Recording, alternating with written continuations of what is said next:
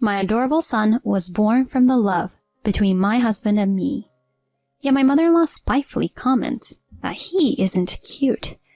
It's unbelievable to say such things to her own grandchild without hesitation. To make matters worse, she treats me as an unwanted intruder. If that's how she feels, then I can be just as. This is the story of a self-centered mother-in-law from hell and a daughter-in-law who stands up to her. My name is Stella. I got married to Marcus when I was 28. A year ago, our long-awaited son, Wayne, was born. When he was around 3 months old, I returned to work and entrusted him to daycare. I wanted to stay with him at home as long as I could, but we had our reasons. Marcus's job wasn't stable, and his income had been steadily decreasing. In fact, I now earn twice as much as he does. With a newborn and more expenses to come, I made the decision to return to work. I don't mind working since I actually love what I do. However, there's someone who doesn't approve of it. Ruth, the mother-in-law. She moved in with us around the same time as Wayne was born, and for some reason, she seems to have a problem with me. Not only does she criticize my nursing, but she also finds faults in my everyday actions. Leaving your baby in daycare at such a young age? What kind of mother are you? Women have always been expected to stay at home and take care of the household. She sounds like she's stuck in the 50s. She relentlessly tries to enlighten me with opinions at such a level.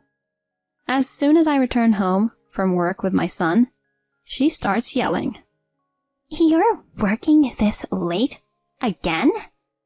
Don't you think it's a pity for Wayne? I spend the whole day with him on my days off, and he has a stable routine at daycare, so it's all good. Whenever I retort, she furrows her brows. Do you really trust the words of some stranger at daycare over your own family? If you keep this up, he won't grow up to be a well-adjusted and happy child. Despite not contributing to his care on a regular basis, she still has the audacity to lecture me about childcare. Moreover, she questions my character without hesitation. I regret moving in with a daughter-in-law who only cares about her job. Why did Marcus marry someone like you? I feel like I'm going crazy from the stress every day. I can't hold myself back to those statements. If you dislike it so much, you're free to move out, you know. You do realize why we ended up living together, right? In fact, there was a reason she moved into our house. Originally, she was living with her husband at their own home. One day, he got into a car accident, which left him paralyzed from the waist down. Additionally, it was discovered that his dementia was advancing. Unable to handle him any longer, she had to place him in a care facility. Following that, she pressured us to move in with her. Both Marcus and I had jobs, and it wasn't feasible for us to move from our current home considering the commute. So one day, she decided to unilaterally bring her belongings to our house and moved in without our consent. It was like a forceful cohabitation where she just moved in on her own accord. We know you're in a tough spot, so we accepted living together. But didn't we promise not to interfere with each other? Oh, did we? I don't remember that at all. Despite reminding her of the promise, she doesn't seem to care, as if she knows she won't be asked to leave. Her attitude is getting on my nerves. Please, stop it already. We agreed not to interfere, and that's why I okayed having you with us. This isn't what we agreed on. You're so annoying. I wonder why you aren't as lovely as Megan. She's such a sweet girl, you know. Megan is Marcus's brother's wife, which makes her my sister-in-law. To be honest, she isn't as sweet as Ruth says. I'd say she's more cunning than having a bad personality. She got married to my brother-in-law, Logan, and became a homemaker right away, which Ruth approves. She often invites her to our house, and they gossip about me. Listen, Megan, you know, Stella's still working. Really? How could she leave such little Wayne and go to work? Right? You, on the other hand, are an excellent wife by choosing to be a homemaker. You have peace of mind when you have kids. I admire you, Ruth, so I'll do my best. The cycle of trying to please each other goes on endlessly. What irritates me is that they intentionally have those conversations loudly within my hearing range. I truly despise them. Megan seems to want to gain Ruth's favor more and eventually starts speaking ill of me voluntarily. Marcus is making about the same salary as Logan, right? And yet Stella has to work, which means that she's bad at managing her finances. A few years ago, his salary might have been close to Logan's, but it's been reduced since then. I haven't told them about his company facing financial troubles due to pride. Once Megan starts criticizing me, Ruth gleefully chimes in. That's so true. It's her fault for being bad at handling money, and she even leaves her son to others. Megan, don't be like her, okay? I know. Don't worry, Ruth. I have so much respect for you and will never disappoint you. Oh my, you're such a good daughter-in-law. They engage in a flattery contest, and that makes me feel so awkward just by listening to it. I wish they take it elsewhere. It's just adding to my stress. Feeling like I've reached my limit living with Ruth, I decided to talk to Marcus about it. Hey, I want to talk to you about your mom. She invites Megan over every day, and they make fun of me all the time. Really? Mom? Since I usually get home earlier than him, he's never seen what's happening to me. As expected, he looks confused.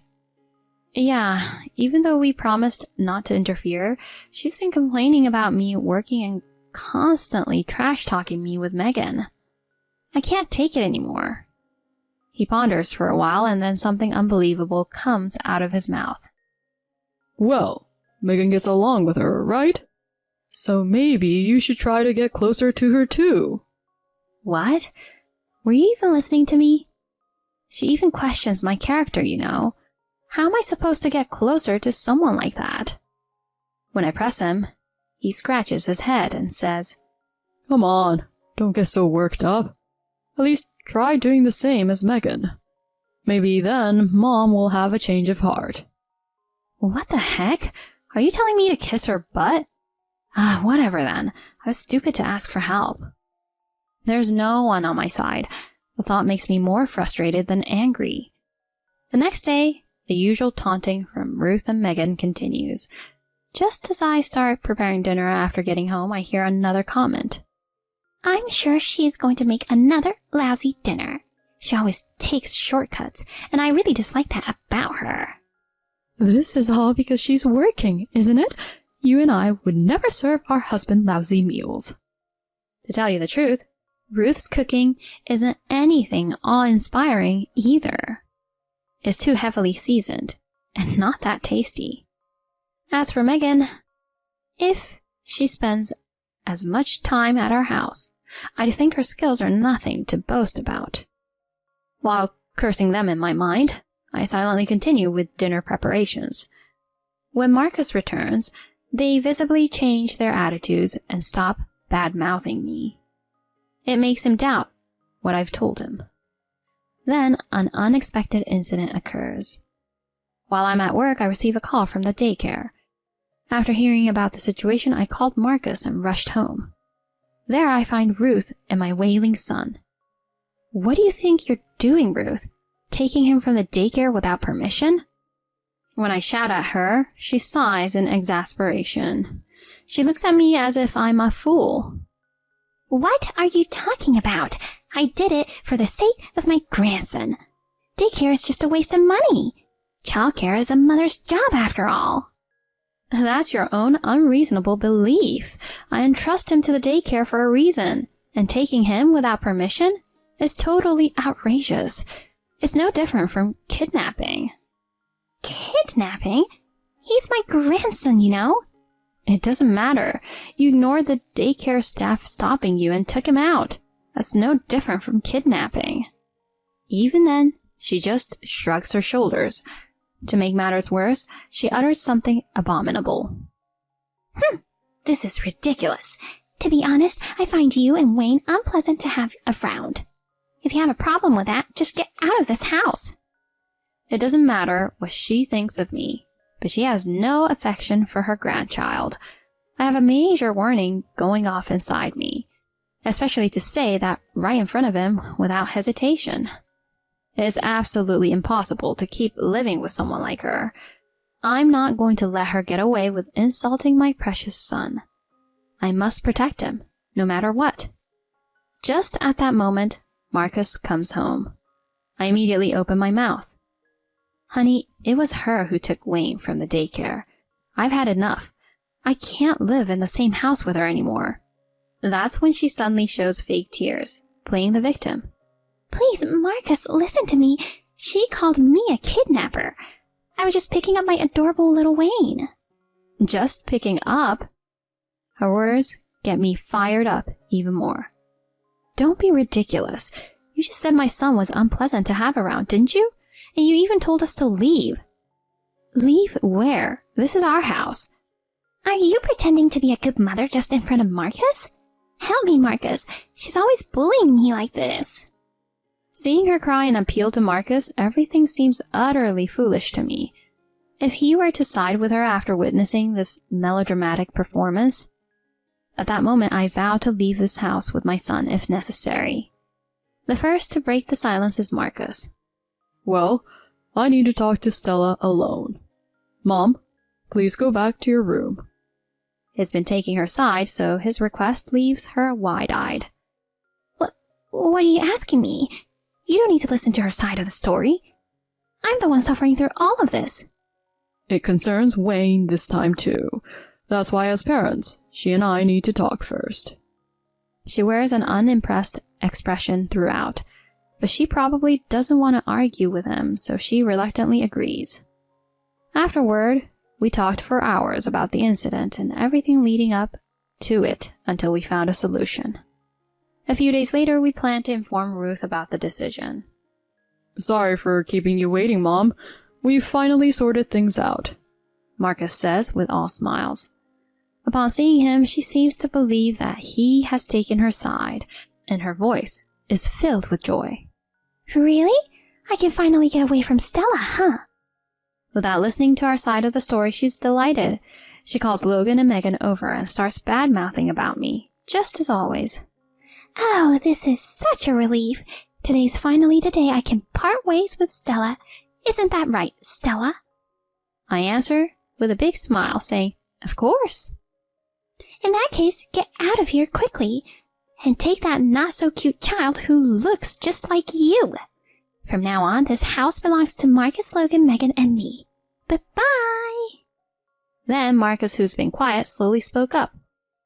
Well, honey, shall we go? Huh? Right, let's go. Wait, what? She seems utterly confused, looking at Marcus and then me back and forth. We carry our things and head toward the front door as a family of 3. She stops us there. Wait, what on earth is going on? You're going to stay with us, right, Marcus? What? Nonsense. He turns around to face her with a cold stare. I'm leaving with Stella.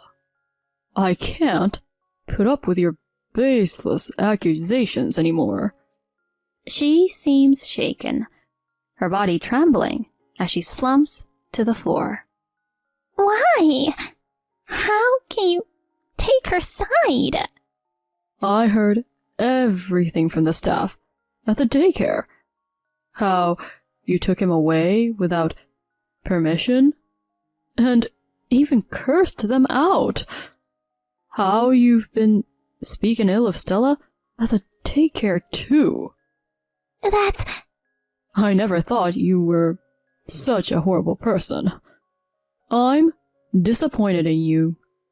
Go ahead and have yourself surrounded by people who listen to you and have a good life. Then he pushes me forward, and we walk out of the house. I hear her crying and calling his name for a while. On the way to our new home, he apologizes to me. I'm sorry. I didn't realize everything sooner. Please, forgive me. Oh, please. Just taking action like this is more than enough. I give him a peck on his cheek and my brightest smile. What makes me happier than anything else is that he believed my side of the story. From then on, we've had no more dealings with Ruth and Megan and returned to a peaceful life. Later on, when we canceled the lease on that house, Ruth had no place to go and ended up moving in with Logan and Megan. Her presence strained their finances, and Megan had to start working. Ruth is now all alone at home. She has no one to talk bad about or gossip with. What's more, she's constantly quarreling with Megan, who used to be so close. Because of you, I have to work now. This is messed up. Am I the one at fault here? You're so annoying, useless old lady. Seeing Megan's true colors, Logan's feelings cooled off, and they're currently in divorce mediation. She had the time and luxury to act cute in front of him before, but as she started working and became increasingly stressed, her true nature came to the surface. No matter what situation they find themselves in, I have no intention of dealing with them ever again. My plan is to build a happy family with Marcus and Wayne.